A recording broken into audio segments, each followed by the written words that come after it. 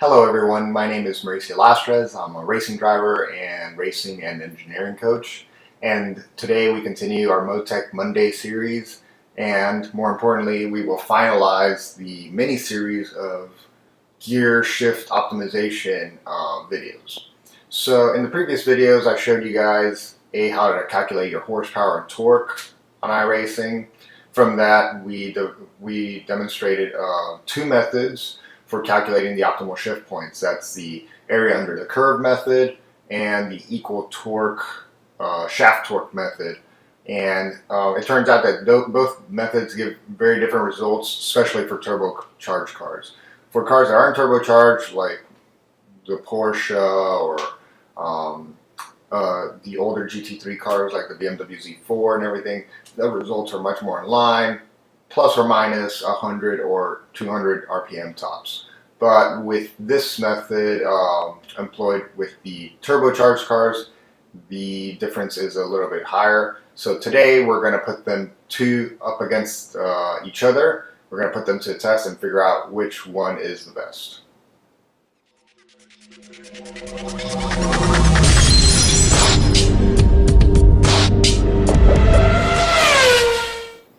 Okay guys, so here we are, and this is my optimal shift point sheet, and this one is for the Ford GT, and you can see the results for the area method and the torque method, and they are pretty different. We're talking about differences of 4, 5, maybe even 600 RPM, so that's pretty drastic. They both cannot be right, so there must be an issue with one of them, or one will at least give better results than the other. They're probably still better than just going off of the one constant shift RPM. And again, the reason that we do this is especially for cars where you can change gear ratios. So at any point where you start changing second to third, and then the fifth gear ratio and your final gear ratio to fit the track, you're going to have to kind of recalculate this stuff if you want absolutely optimal acceleration. If you don't, then you don't have to worry about it. And we can see our horsepower curve, and just noting again, when you have turbochargers and very, very clever people working for you, it is very possible to do interesting things. And this is a very flat torque curve, and you see that the Ford GT has a lot of torque, and then it kind of falls off rather quickly. And this is idealized. I'm pretty sure that the actual engine isn't exactly like this, because normally you have a lot of more dips and dives and just irregularities in a horsepower and torque curve. And this is, very, very ideally flat. But one thing that is probably true is that it has a very flat curve for a very large band of RPM. And you can do that through the engine management. Basically, you can control timing and fuel and all the other parameters that you can with your laptop, and the function of the turbocharger and the ignition system to create a very, very flat torque curve, which is beneficial when you have rules that kind of limit horsepower and things of that nature. So this is definitely using this is taking advantage of being able to at least, if you can't make more horsepower because of rule limitations, at least you can try to make as much horsepower down low and have as much torque at lower RPM as possible. And then you wind that torque off at the later RPM rather quickly to limit your overall peak horsepower. It's just an interesting method of doing it. Anyway, that's just an observation. We'll take a note. So I'm going to use a simple program to tell me when to shift, and I'm going to try to program it as close as possible to these settings. So I downloaded just quickly off of the internet a program called SoundShift.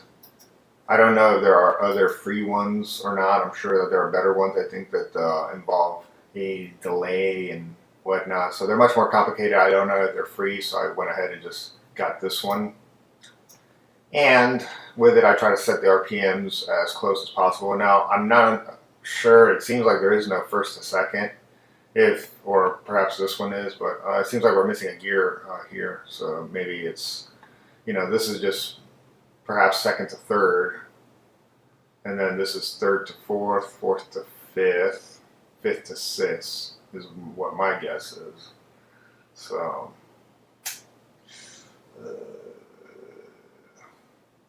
I guess we kind of have to move this a little bit. So I'm going to make an adjustment. So now this is going to be, I'm going to go 50 RPM under just to, I don't think this is compensating for any delays. So then this is going to be 70-50 because it's 7100 from second to third. Then I'm going to do 71-150. Then I'm going to do 68-50. 6850, and then 6900. Okay, so this is what we're going to try out in MoTec. In iRacing. Okay, guys, so now we're back in iRacing, and I have modified the setup from the baseline. So we have 2.6 on the final drive, 1.217, 1.381, 1.556, 1.830. 2.333, 2.857, 2.6 on that final drive. Alright, so we're good. Let's go out on the racetrack and do a run.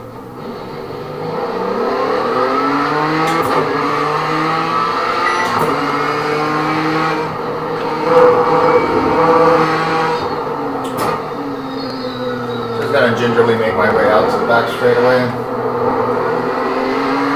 where we're gonna do our test on the Mulsanne.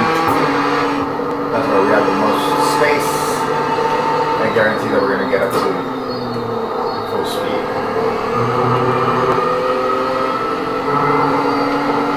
Here we come, approaching the Mulsanne. This is Tetra Rouge, and we'll find a nice spot to stop here. I'll try to hold my lane. Let me reverse the car just a little bit. This is gonna be my marker here. I'm gonna try to measure the next run also to this low tire wall. So I'm just gonna give the car the beans and shift at the beeps and hold my lane, and we'll just do that.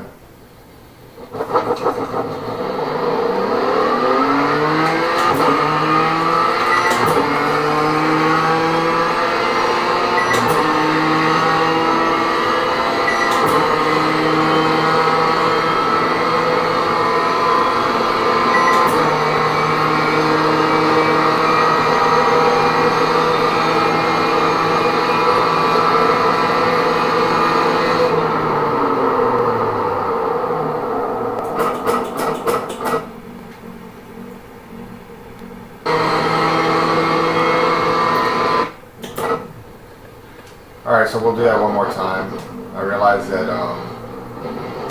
since the first gear doesn't beep, I can either take off in second gear or try to shift as soon as the light comes on, and then it'll be consistent.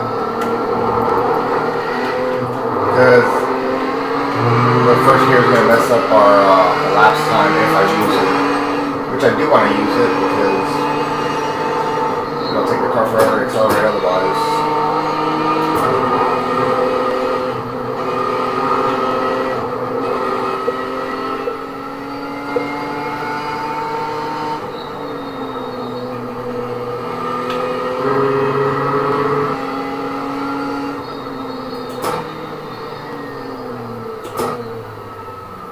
Okay, so here we are. Just so I can see the tire wall. Okay. And again, so this time I'm going to shift from first to second as soon as the light comes on.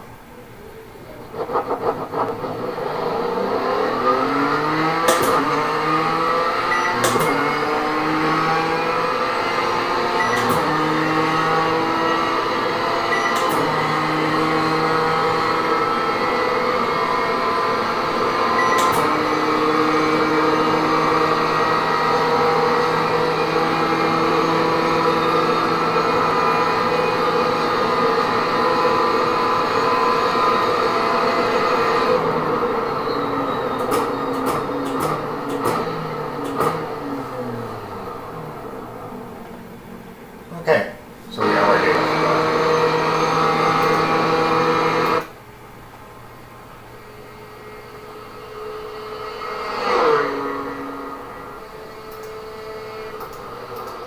Okay, so now we come back to Windows. We did our run.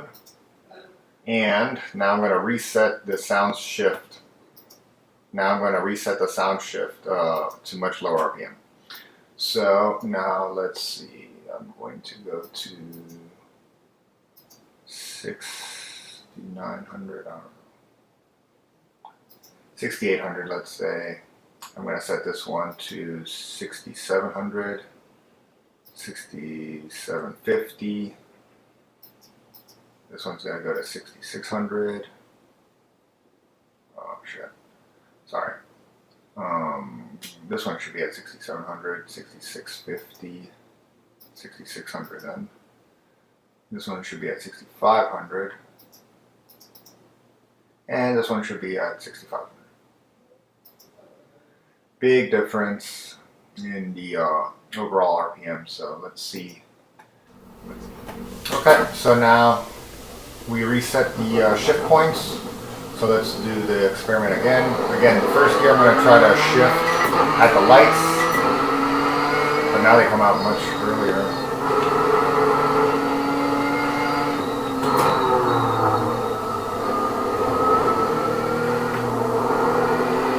Again, just gingerly going to make my way out to the starting point. And then after this, I'm going to get a MoTec and we're going to do the analysis to figure out which one had the shortest elapsed time, highest top speed, whatever you have for a given distance.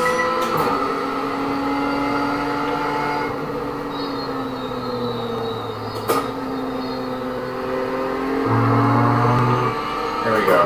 So I'm going to again set myself up at the end of the tire wall here.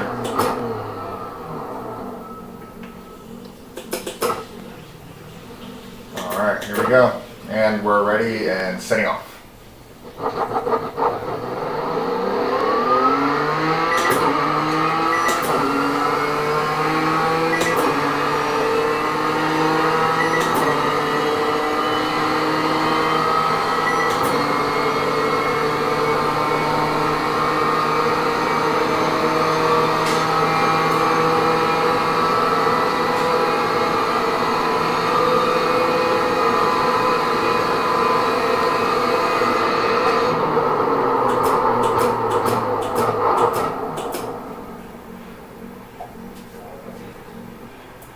Okay, and that's it. So I'll see you guys in MoTec.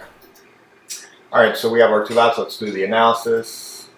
Transmission, this is again for the Ford GT. How should we look at this? Well, I feel like in this scenario, we need to have something more specific, do we? No, not really. Okay, I'm just going to expand this out. This is our test right here. And more importantly, we will see these are actually not really good gear shifts. Which one was the later one? Well, I guess we're going to identify them just by the shift point. Obviously, the earlier shift points are the second run, the torque method, and then the later ones are definitely the area under the horsepower curve method. And let's see. So peak acceleration, we both basically did. I did manage to shift both first gear to second gear at the same time. You can see that, and then you can see the difference for the rest of them. Peak acceleration was about the same, but then the acceleration is very different later on. Ultimately, let's see what the difference is in speed. So we set off. Right now, the difference is not even a whole kilometer per hour. And they're accelerating. At some point here, there's a deviation. It seems like our reference, the shorter gear shifts, is faster by about 3 kilometers per hour.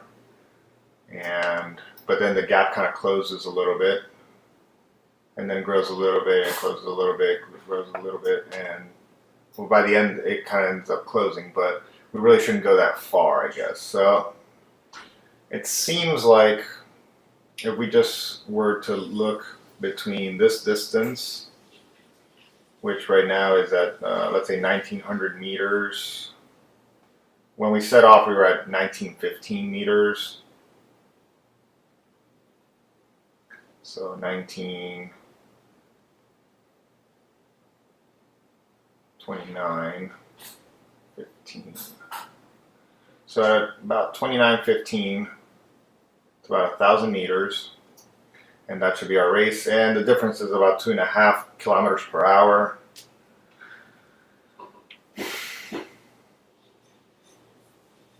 It's not huge, but it is something, and obviously it will add up over time.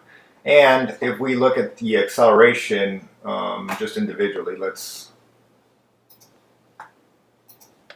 these are obviously known to be, maybe from first to second, this is rather okay, but then these are exactly what we're talking about. These are signs of bad upshifts or bad timing because of the fact that the acceleration, this is the acceleration positive that I've made, is at 0.2 Gs, 0.21, 0.22 Gs before the gear shift, and then I throw the gear shift and now it's at 0.3. That's a sign of a bad gear shift. This is not well done. Now let's switch to the other one, to the torque method, and indeed these gear shifts are much better because between third to fourth, it looks like I'm at 0.37 Gs before and about 0.35, 0.36 Gs after. Same thing here, let's see, 0.26, 0.25, 0.26. So this is the math and everything is working just fine. It is giving me about equal acceleration before and after the gear shifts, which is exactly what we're looking for. Now let me just double check when I was throwing these gear shifts. So that's 68.81, and according to our sheet, 68. This is from second to third. From second to third, I'm supposed to be shifting at 6,800, and I shifted at around 68.81. So the delay is just taking a little bit too long. Let's see the next one. 68.67. Let's call it 66.50. 66.50. All right, so that one was much closer. 65.71. 65.50. So that's pretty good. 65.50. We're going to call that one. I believe that's going to be about this, about right. So the 50 RPM delay that I put in is fine for these gears, but for the other ones, I guess it has to be about 100 RPM maybe. Regardless, the acceleration difference is pretty good. It's not bad at all. 52. It's in the 50s. So that looks really good. Again, let's see. Ultimately, the average acceleration we can compare. So what we can do is, let's put it back the way again. So the area method is the reference method, and then the other one is going to be our comparison. And let's make a channel report here. Add channel report, and we're going to ask for G long positive. Long positive. We're going to ask for average and zoom linked.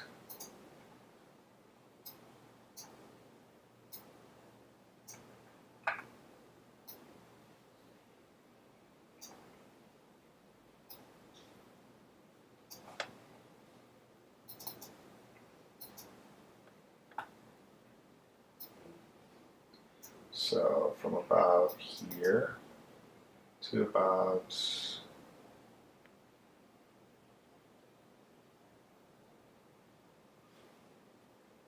3,000. Okay, so indeed, the average acceleration was a little bit better for the torque method, 0.33 Gs versus 0.32,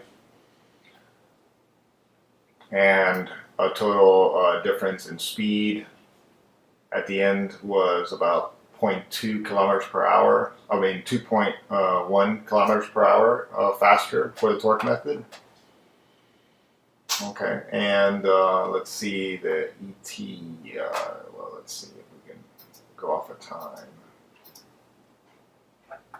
They're already time delayed. Let's see. What else can we do?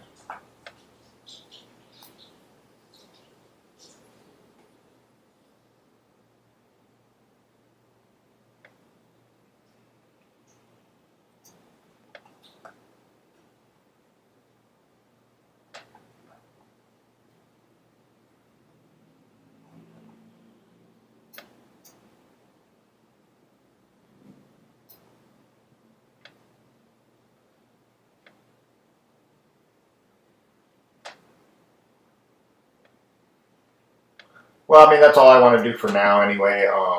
That's, I think, conclusive enough. So the total speed at any given distance, it was hovering around 2 to 3 kilometers per hour faster with the torque method.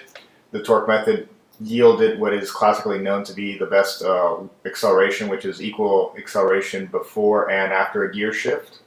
And our average acceleration for the entire drag race was a little bit faster for the equal torque method, just the entire average. So I think that is conclusive enough that, in fact, the equal torque method calculation was the best at producing best acceleration for cars with turbochargers. Again, both methods actually kind of give the exact, pretty close results for cars that are not turbocharged. So I guess this means that the method number 2 was the winner. I think that's pretty interesting, and I guess we can debate and talk about why it's the best, in the comments and in the chat forums and whatnot. But interesting result today. I hope you guys found it useful. This is definitely free speed. We're always looking for straightaway speed, and at the end of the day, people are blatantly sacrificing wing and everything to gain a small advantage. And this is free, that you're giving up time and speed. Every single straightaway you might be losing. Why wouldn't you want to have an extra 2 clicks on your opponent? Why wouldn't you want to have just a little bit of acceleration, especially over the course of an entire race? It will add up. Now you're talking about, many tenths of a second. You could, depending on how badly your shifting technique is and timing, could be talking about seconds at the end of a long race and everything. So this is definitely not something to be overlooked. Shifting points are important, and I hope that you guys found this video useful. So remember to subscribe to the channel, like the videos. You feel free to ask questions in the comments. I'm also on Instagram and Facebook. You can contact me there. Until the next time, I'll see you on the racetrack.